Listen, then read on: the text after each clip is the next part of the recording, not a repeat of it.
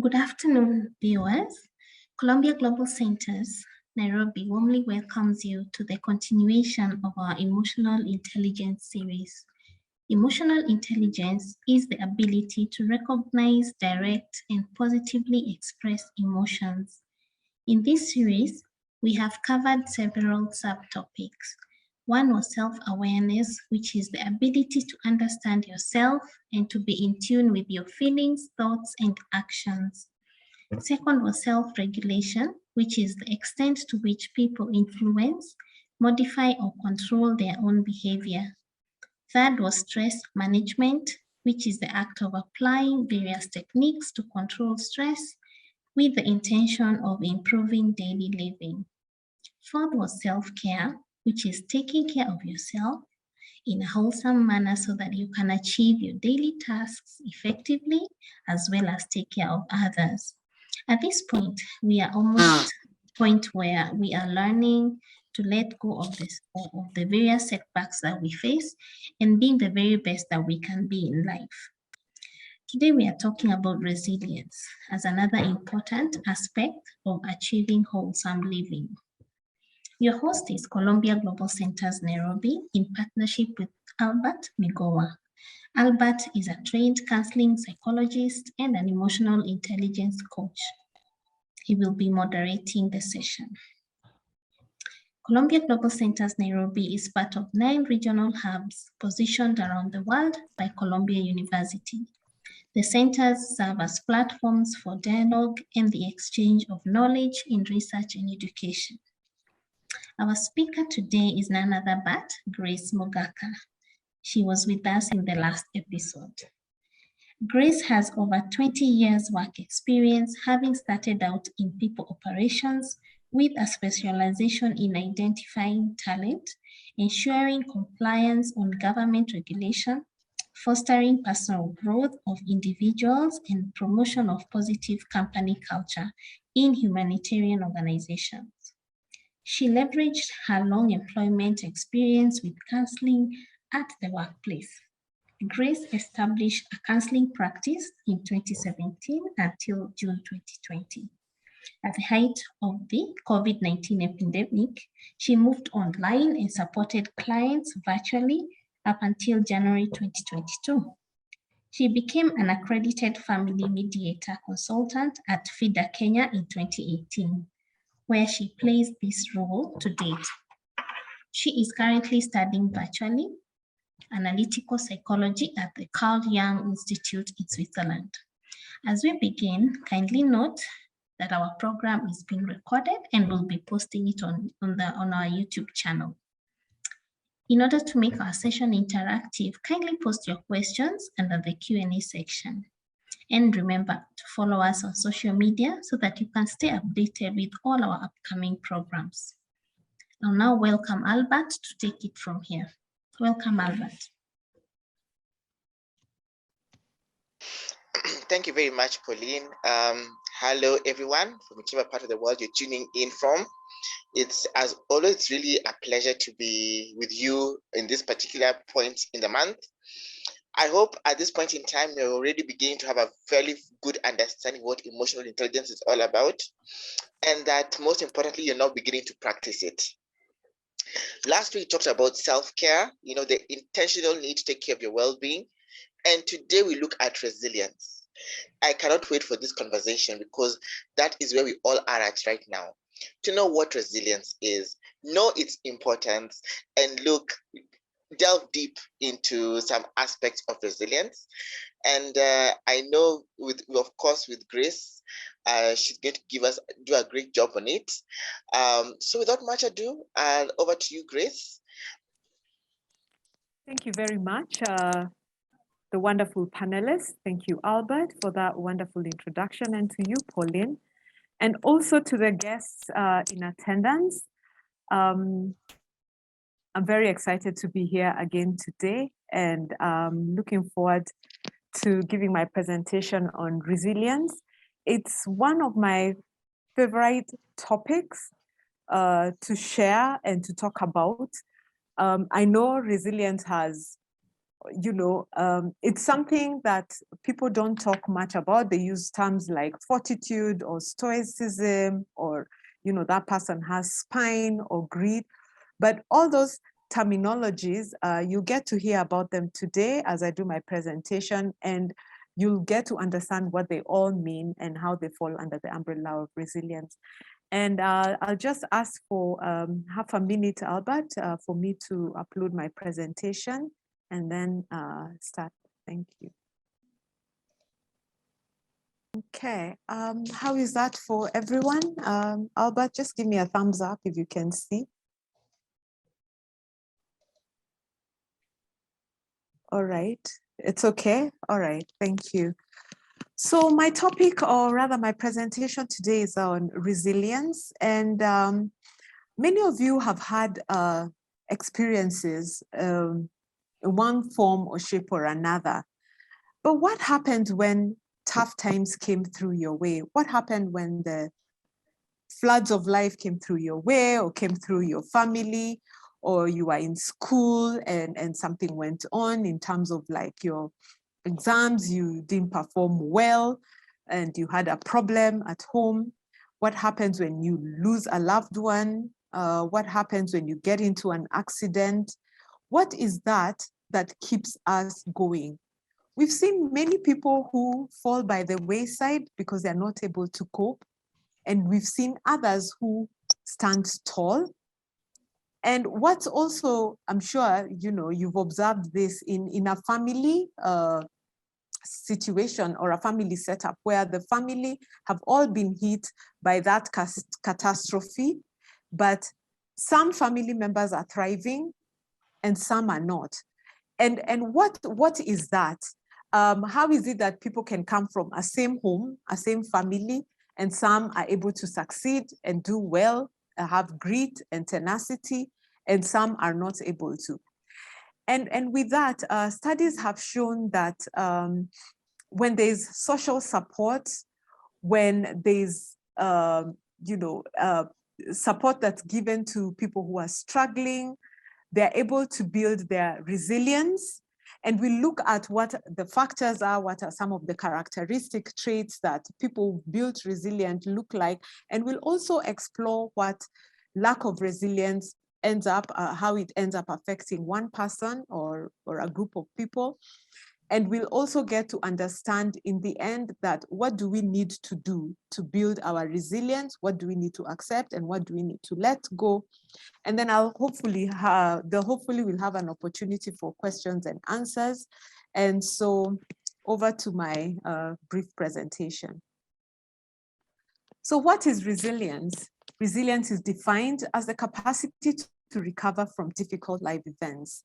It is one's ability to withstand adversity and bounce back and grow despite life's downturns, challenges, or storms. And from my diagram that I included there, as you can see, resilience is a core strength you use to lift the load of life, whereby you see as we go further along my presentation is that there's a team of people, or you need certain pillars around you to help you thrive, to help you build your resilience. Basically, resilience is not a psychological switch where when you're down at one moment, then you're up at the next moment. It's more like climbing a mountain without a map. It takes time, strength, and help from people around you. And you likely experience setbacks along the way, but eventually you will be able to reach the top and look back at how far you've come. In this diagram, it demonstrates to you, or rather it shows you that to build and to strengthen your resilience, you need to nurture a positive view of yourself or of the self. You need to move towards your goals. You need to make connections. But in this part, I'll emphasize healthy connections, because there are some connections that you make that are the ones that are enabling you make poor decisions, make bad choices. You need to accept you need to accept that change is a part of life, and that when something doesn't go your way, don't give up, don't lose hope. Try other options. Look at what other opportunities are available.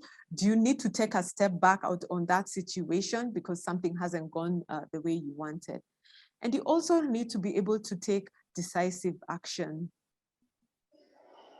Why is resilience important? Resilience is what gives people the emotional strength to cope with trauma, handle adversity and hardship. Resilient people will use their resources, strengthen skills to overcome challenges, and work through problems, setbacks, and even the hardships. When one lacks resilience, then one gets easily overwhelmed and may turn to unhealthy coping mechanisms such as avoidance, isolation, and even self-medication, leading to addiction and leading to self-destruction. There are studies that have shown where some patients who had attempted suicide had lower resilience than patients who had never attempted suicide. Because resilience is not a permanent state, one may feel capable of managing one stressor and be overwhelmed by another stressor that comes our way.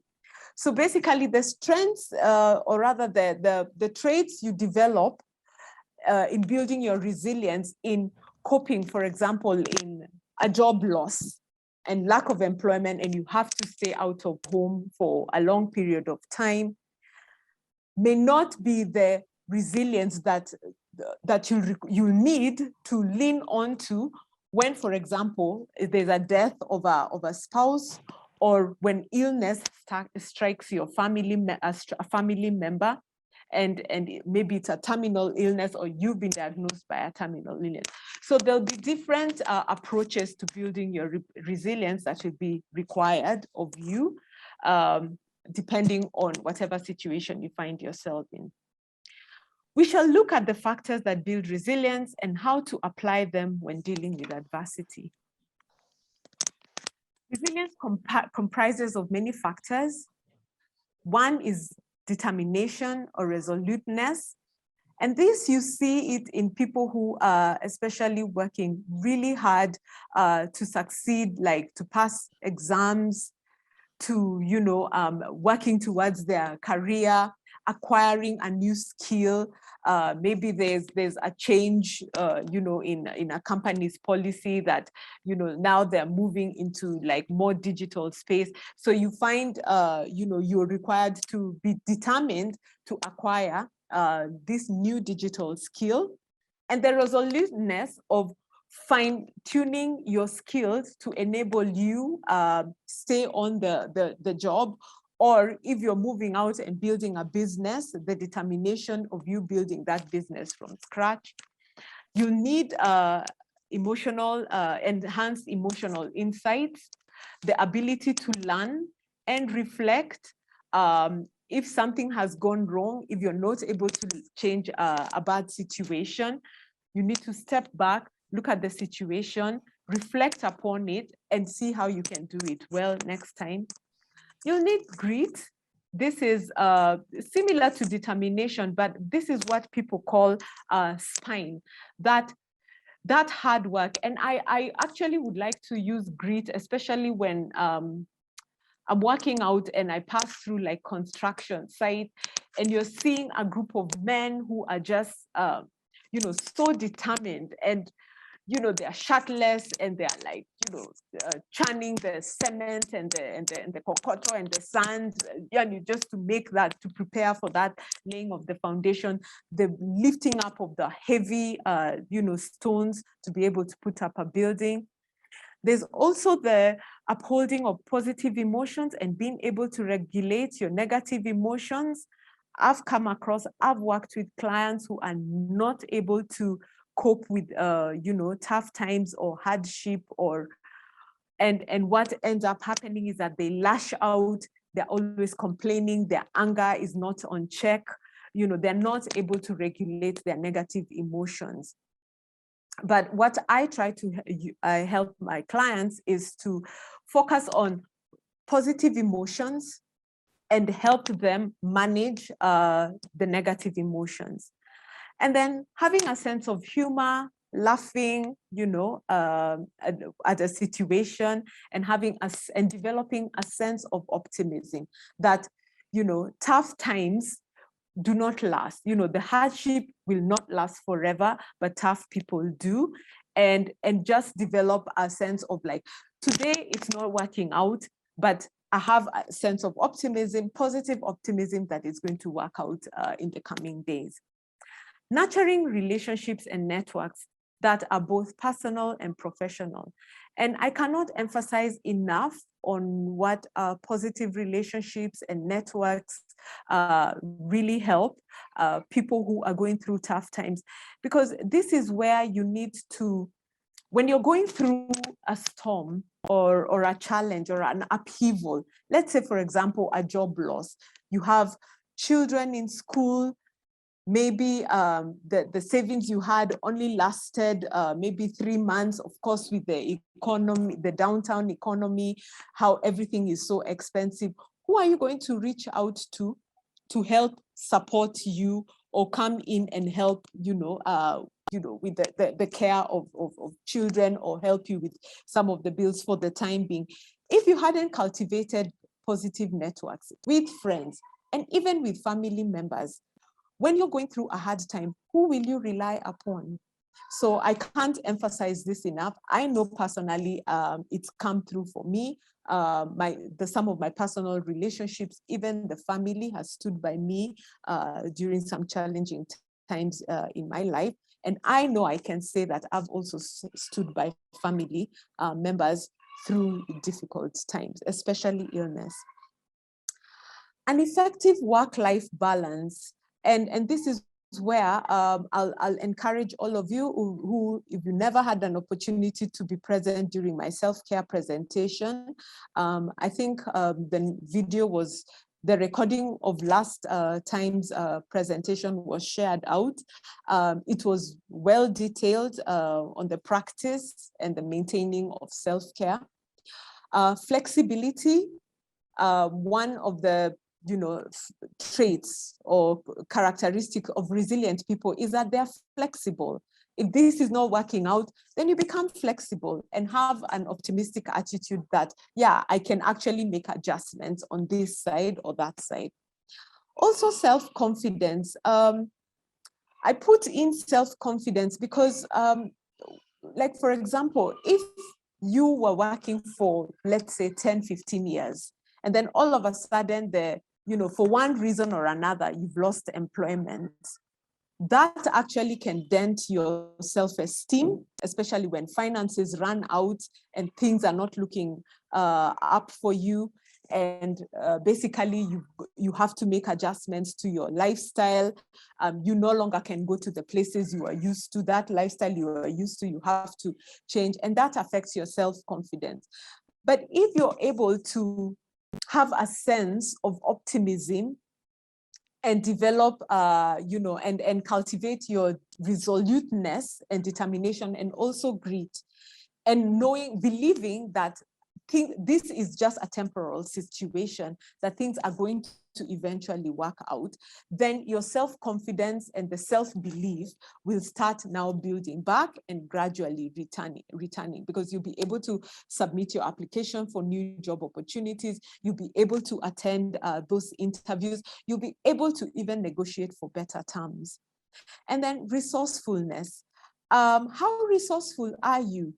Resilient people cultivate resourcefulness, and because of the wide networks they've enhanced or expanded on, they're able to tap into the resources that are available. It's amazing how I've met some of the most resourceful people are the ones who are some of the toughest and resilient people. And also have a sense of curiosity. The world is big. The world of the internet is big. The world of social media is big. Don't be closed into your old ways. Expand into, the new opportunities and possibilities that are available. So there are three types of resilience: psychological, emotional, physical. And in this case, because we are focusing on the self, I only put out three, but there's also a fourth one on community resilience, and basically it talks about large communities, populations, countries as a general. But I chose to focus on the three types of resilience, and I'll read out what psychological resilience refers to: the ability to mentally withstand or adjust to uncertainty, challenges, and adversity. It may be referred to as the mental fortitude. A person who exhibits psychological resilience develops abilities to remain calm and focused during a crisis and move on without long-term negative consequences, e.g. in sports competition training. And this reminds me of one of my favorite sportsmen, the late Kobe Bryant, who was able to have like a laser focus, mental ability, psychological ability. And he was able to put everything on the side and focus on his training and his competition. He wanted to win, and he was able to build his resilience. He was able to work with a team of excellence, people who demanded excellence from him. He demanded excellence from his trainers, and he was able to become one of the greatest sports competitor of our time. And I've seen it also with people who have also, I've actually had an opportunity to work in prison, people who've done time, who are able to build on their psychological resilience, learn the lesson of their mistakes, take the learnings, focus on the training that's available there, focus on their spiritual growth, on discipline, and then come out and actually become better people than they were before they went into prison. The second type of resilience focus on the emotional. It is the understanding of what one is feeling and why. And you tap into realistic optimism even when dealing with a crisis. And they are proactive in using both internal and external resources to manage stressors as well as their emotions in a healthy and positive way. For example, a death of a loved one who may have been ill, and now making that choice of coming into terms with the loss, making peace, and depending on their spiritual maturity, and also the community that is surrounding them at that moment in time, and helping them build their emotional strength during this trying time. There's also the physical resilience, which refers to the body's ability to adapt to challenges, maintain stamina and strength, and recover quickly and efficiently. It's a person's ability to function and recover when faced with illness, accidents, or other physical demands. Healthy lifestyle choices, building connections, making time to rest and recover, and adopting deep breathing and exercising and engaging in enjoyable activities. All these play in a role towards building your physical resilience. And I put in an example of an accident and towards recovery. I personally have a friend who was an active entrepreneur, was supplying some of the big government corporations, with goods and services. Unfortunately, towards the end of 2019, he was involved in a tragic road accident, and he's now paraplegic. And that change has really, actually, in his case, he's had to develop his psychological, emotional, and also physical resilience. But what I've seen in terms of his physical resilience is him making adjustments to now using a wheelchair, depending on his parents and his siblings to help him move around. He's had to surrender control of his businesses. His parents are helping him manage his assets. His siblings, one of his brothers is helping now, is his personal chauffeur. He's had to go overseas for a stem cell treatment. that treatment, not only is it very slow, but it's very expensive. But also I've seen his spiritual growth. He's become very spiritual. He's, he's now, like ministering to other people at spinal injury who are coming in with those types of physical disabilities. And I've been able to see the physical resilience that he's been able to build. But, as I said earlier, in his case, I can see the three types of resilience that he's able to adopt and incorporate in his life.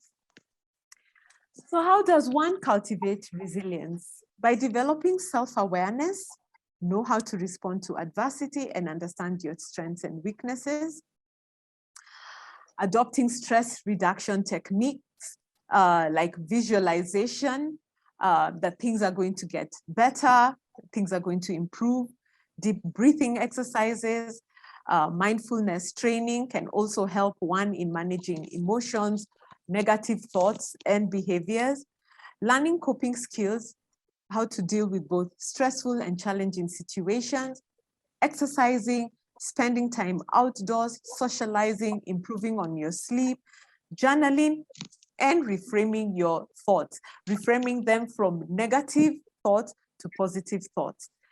Build and increase optimism to help you feel in control of the outcomes. Focus on what you can do when faced with a challenge and identify positive problem-solving steps to take. Strengthening connections and support systems. And I encourage you to just think about how your relationships are with your friends and family at this point. And is there anything you can do to improve on them? And if they are non-existent, how do you rebuild those relationships if they are broken? And work towards strengthening those social bonds, because we do not know about tomorrow. And by knowing what your strengths are, to enable you feel competent and confident as you move forward. So what does resilient look like for you?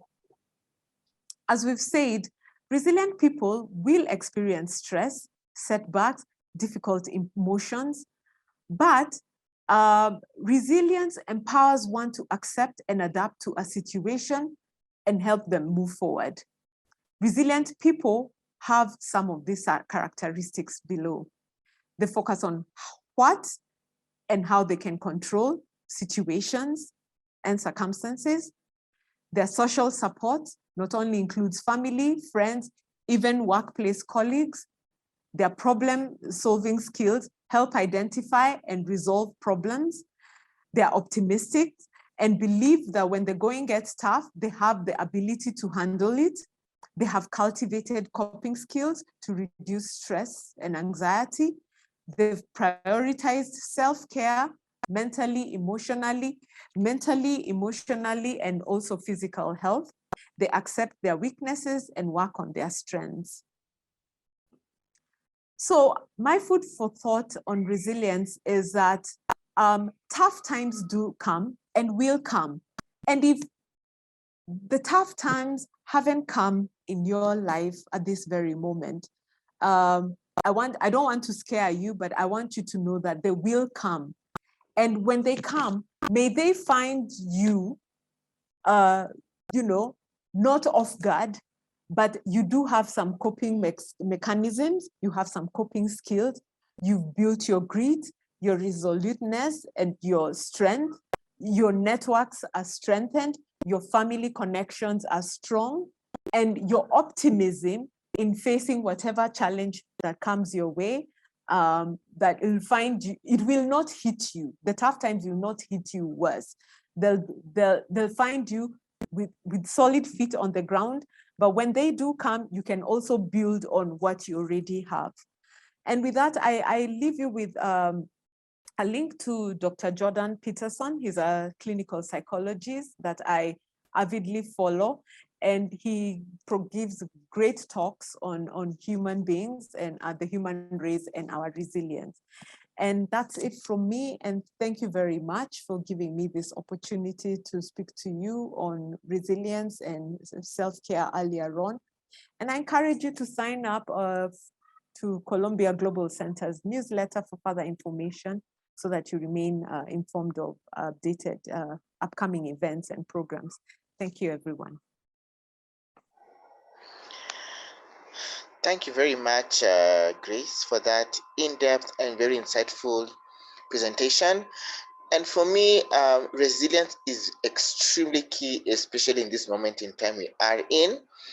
Whether it is challenges economically, socially, politically, emotionally, psychologically, we need to be resilient. And despite all this, we must be able to bounce forward and succeed. And to do that, there's need for deliberation. We must be very deliberate. We must be very deliberate in what we feed our minds with. We must be very deliberate in who we surround ourselves with. We must be very deliberate even in our networks. Because especially at this point in time, as we talk, for instance, I know for a fact, right now when it comes to employment, it's that much harder to get it in the traditional way. But if you have got strengthened networks, then it makes work that much more easier. I can tell you for a fact, even to get opportunities such as whether it's internship or volunteership, they are more forthcoming through the various networks. So for me, is to encourage each and every one of us to be resilient. I would also want to reiterate what Grace has just mentioned. Remember the key areas of resilience: the emotional, the psychological, the social. All these, or if you look at it deeper, they constitute your well-being. It constitutes who you are. And if you are faltering, or if you're weak in any of those three that she's mentioned, then you realize that there'll be some form of imbalance. And the idea of resilience is balance. You balance and you succeed. Now, in line with that, I'd like to open the floor to questions and comments. So kindly participants, now this session is for you. Questions, comments? Okay, there's a question here, Grace. How can a leader manage the different emotions among individuals to keep them focused on the objectives during challenging times? I'll repeat. How can a leader manage the different emotions among individuals and keep them focused on the objectives during challenging times? Yeah, thank you, Albert, and also to whoever has asked that question.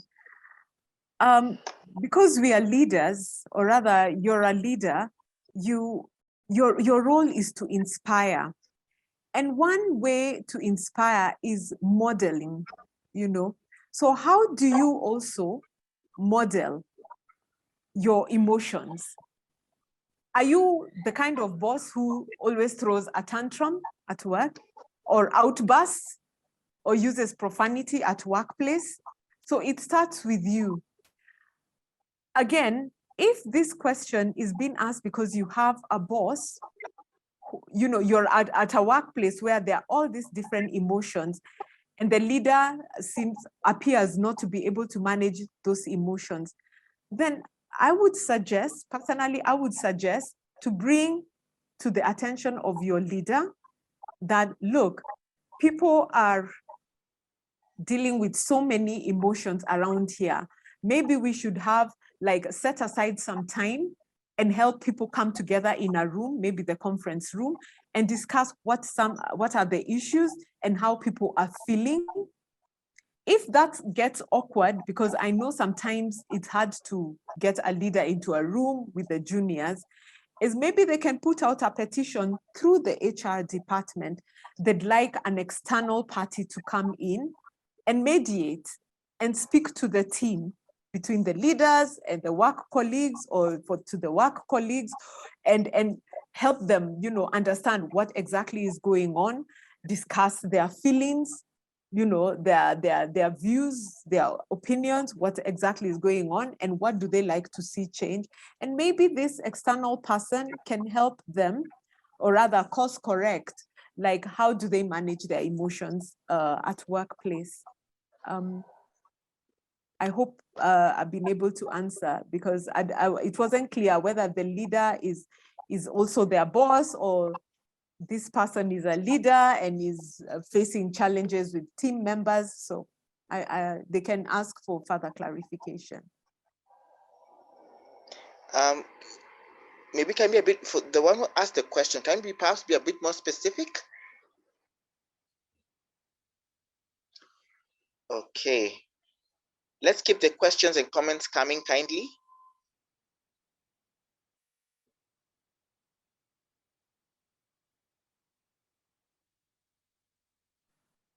Okay. Sorry, Albert. I've had a chance to read the question from the anonymous attendee. Seeing this from a team perspective, how can a leader? Okay, so the person who's asked the question is a team member, and maybe manage the different emotions among the individuals to help them keep focused on the, yes. Yeah, so maybe you as a team member, you can actually reach out to your leader and say, look, some of these different emotions, maybe they could be all negative emotions, are affecting our focus on meeting our objectives as a team.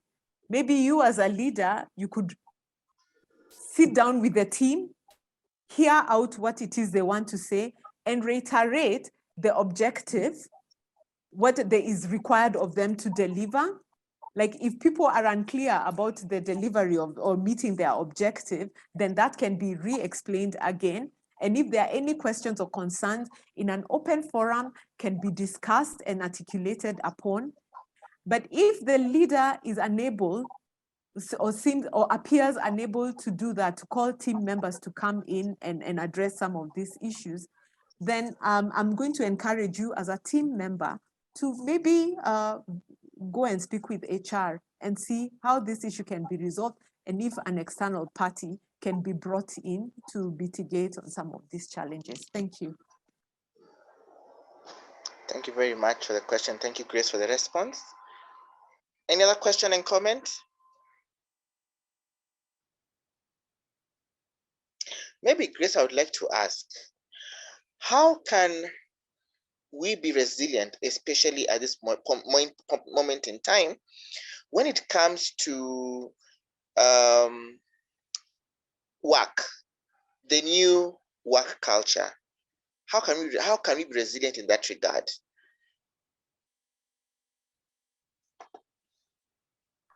Albert, I'll ask you to explain a little bit about the new work culture. Are you saying it's in terms of the hybrid, like now we are at home and we are at work? Is that what? Yes, the moving away from the industrial 8 to 5 and now employing the hybrid. Yes, working from home. Yes. Yeah, it's really interesting. I know earlier on when Zoom Meet Team became a thing, it was such a challenge, especially when you had overbearing supervisors or bosses, because they are always constantly reaching you out on WhatsApp and emails and everything, because everyone thought that we were just at home hanging around and not wanting to work. But then again, I think this is the time where the evaluation tool can be modified and goals and objectives and outputs be clearly stipulated. Now it can no longer be generalized.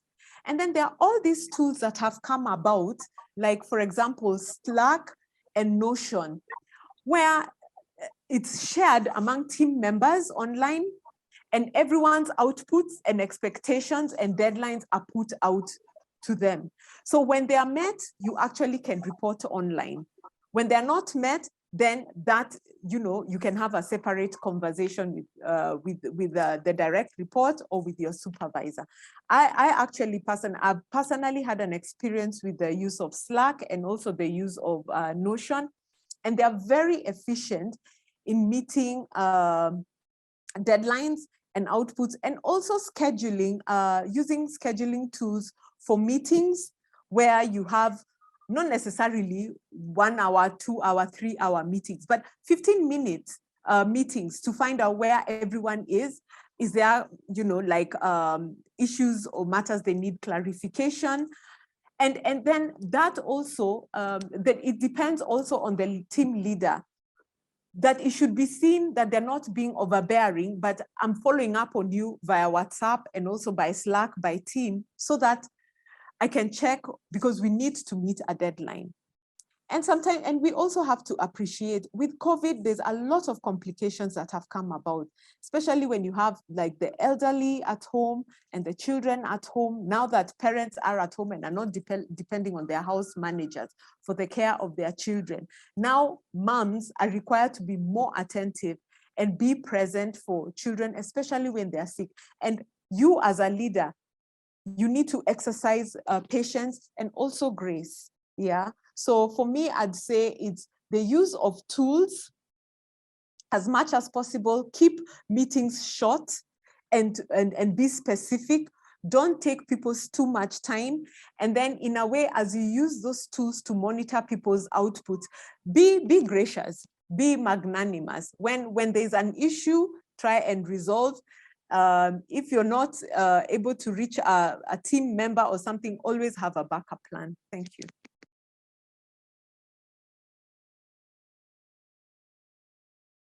There's another question here. Let me read it aloud.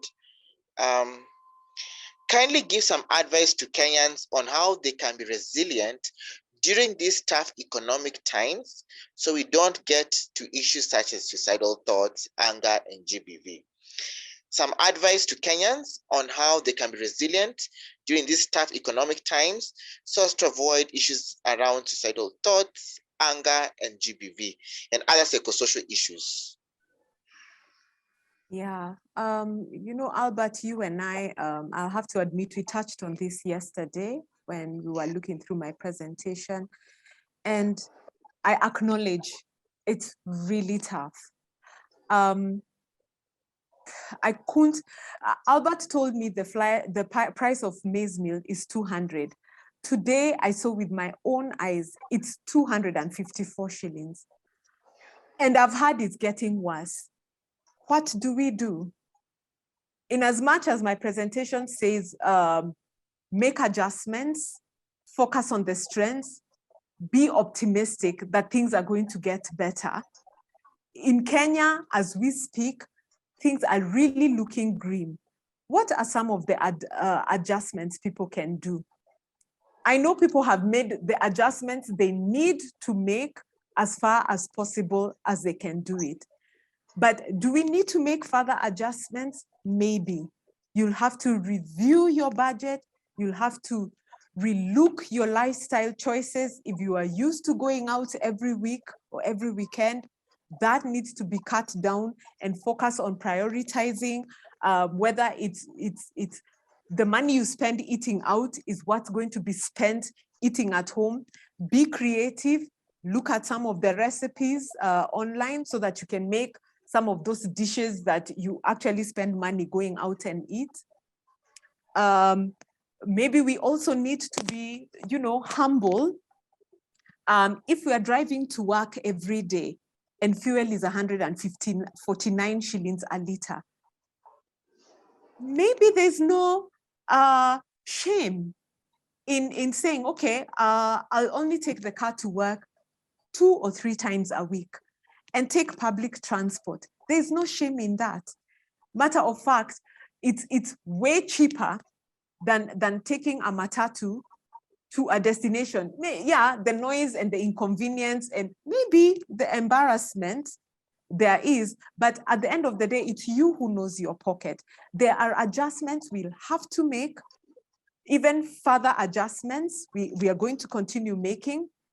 In terms of suicidal thoughts, anger, gender-based violence, anyone who's feeling suicidal, there's an emergency number, and Albert, maybe I think you can share with them the Kenya Red Cross emergency number to access psychosocial support.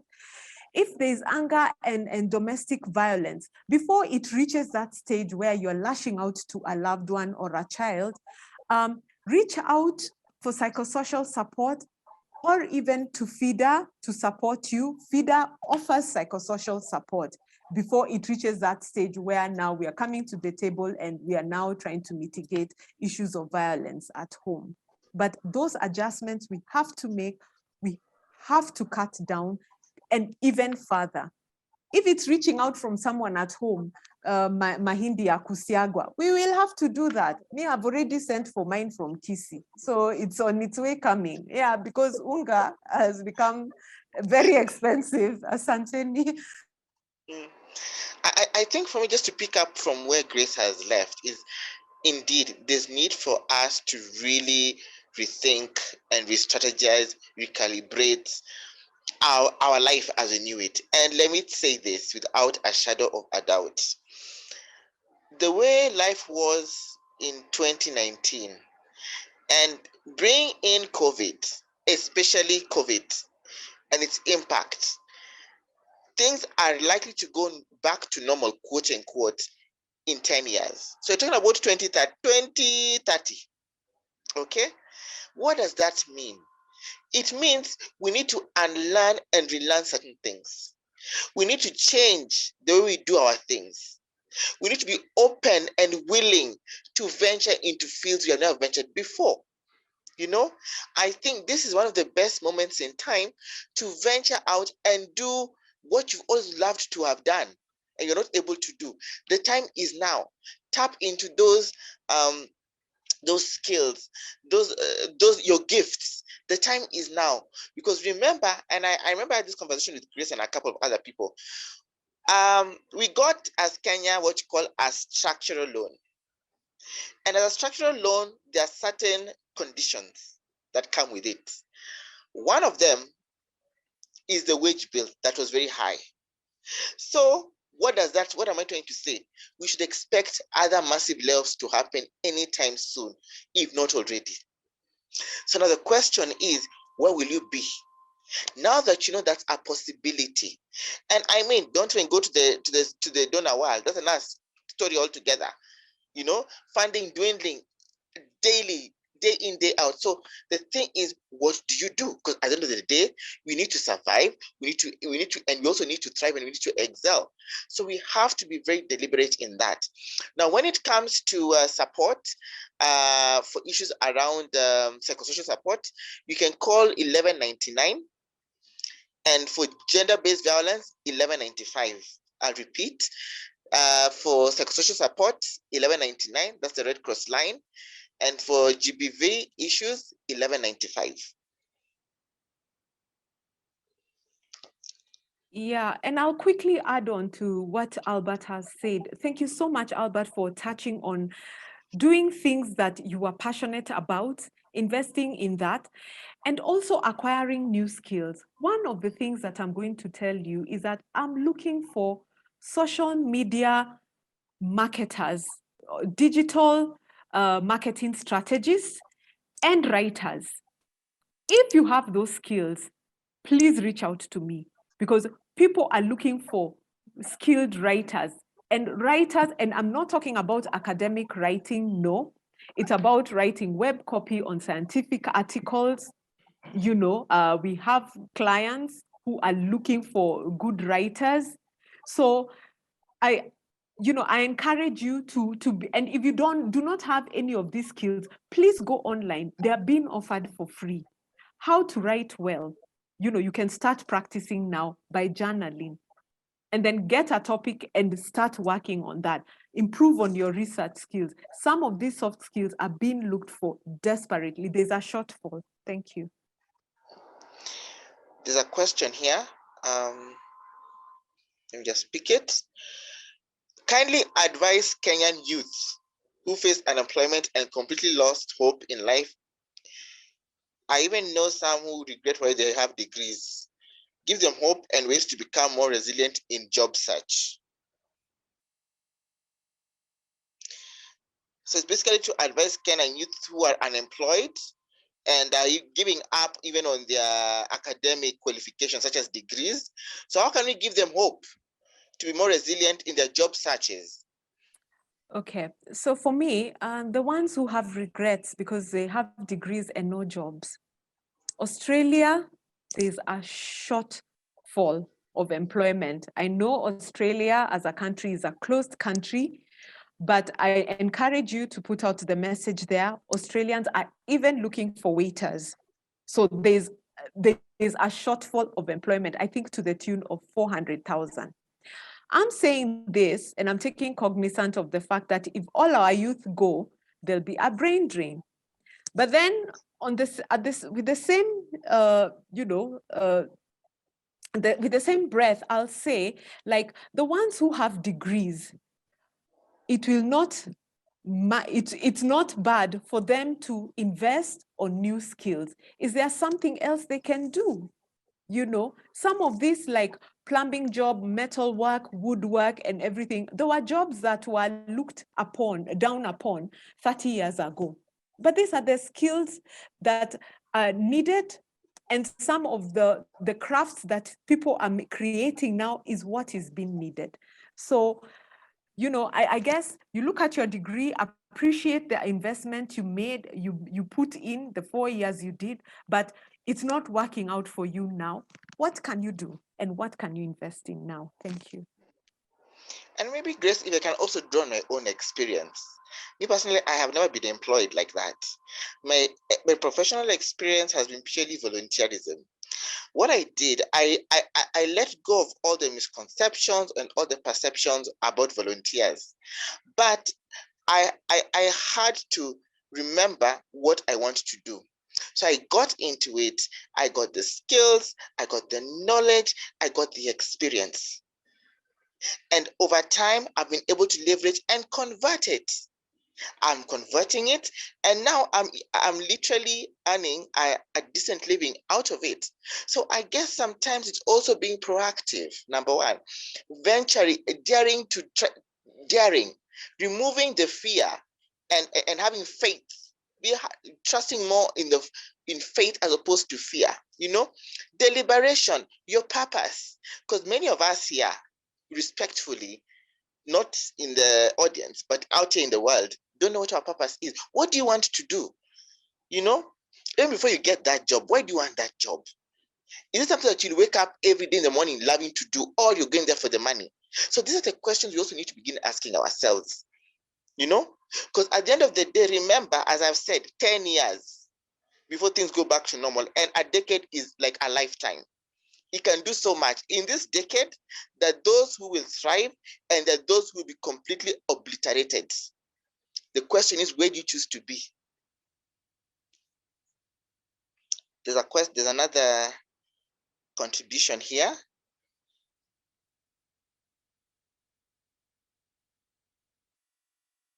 Okay, so we've got Nyakwanda saying that together with what has been shared, I found that for me, what works is both having a realistic mindset, facing the situation as it is. It has helped him make practical decisions towards actually meeting the challenges. And he maintains a routine that he sticks to, which includes healthy sleeping routine, fitness regimen, diet, and social interactions. So for Nyakwanda, so far, so good. And I think that is the point, because at the end of the day, these challenges will always be there.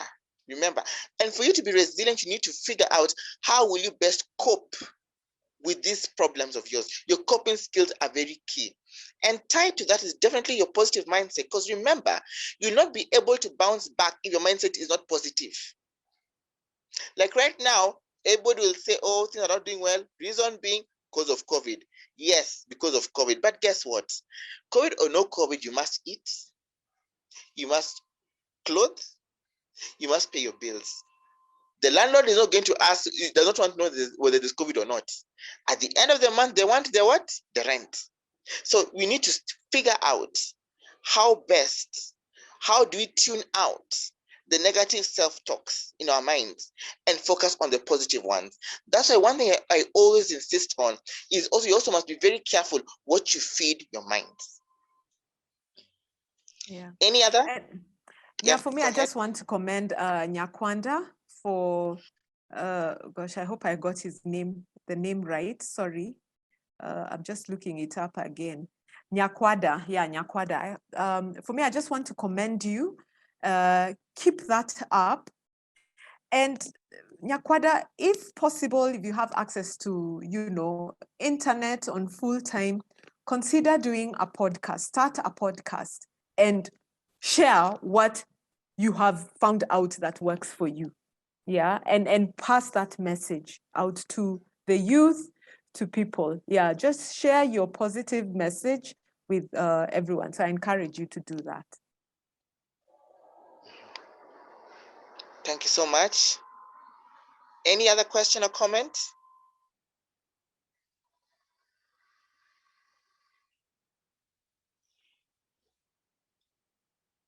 Okay, if none, thank you very much for the session. Maybe over to you, either Lillian or Sandra. Yeah, thank you, everyone. Sandra, Lillian? Yes, I'm here. Hi, Albert. Hi, Grace. It was really nice to engage with you today. I have particularly enjoyed the direction the conversation has taken. This last session, when we were being encouraged about our time, particularly in this during tough time, because it doesn't seem as though it will get better anytime soon. So I believe that this conversation was very timely into just encouraging us to just take the direction. There's something that Grace mentioned, that people who are resilient, whenever things get hard, they don't choose the easy way out, but they decide to stamp on whatever they can at that particular time. So I think that's a huge encouragement, especially for me, because I don't think anything gets easier when you're climbing, especially a mountain. The higher you go, I think the less your breath becomes, it drains quickly, you begin sweating. But when you reach the peak, you really appreciate the fact that you held on really tightly and you enjoy the view on top there. So I think that would be my encouragement for all of us this period. Let's keep sweating, let's keep losing our breath. But sometimes it's always best to remain at the valley, but you might not know the strength you have when you have to climb that mountain. So thank you so much, Grace. Thank you so much, Albert. And I really look forward to just engaging with you in other sessions. Sandra? Yes. Will we have that, the form for them to fill in? Unfortunately, not this time around, but I hopefully hope in the next session we will be able to coordinate better about it. Okay. Yeah. Yes. And mine is to thank the Columbia Global Center for this amazing and incredible opportunity to just meet with you, walk with you, and work with you, Albert, and the amazing panelists and attendees, both in self-reliance and today in resilience. Thank you. Thank you very much. Thank Okay. you.